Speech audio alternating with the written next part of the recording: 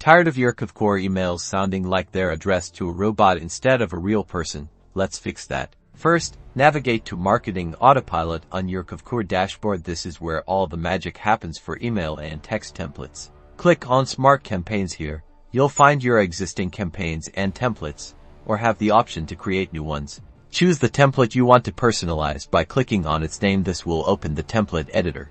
Now, within the body of your email, locate where you want the client's name to appear. This is usually at the beginning, like a greeting.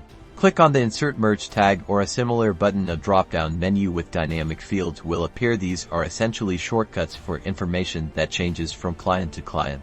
Select first name from the list. This will insert a special code into your template. This code tells Kvcore to automatically pull the first name from the contact's profile and insert it into the email when it's sent. Finally, click Save. Your template is now personalized. Kvcore will automatically fill in the client's first name on every email sent using this template.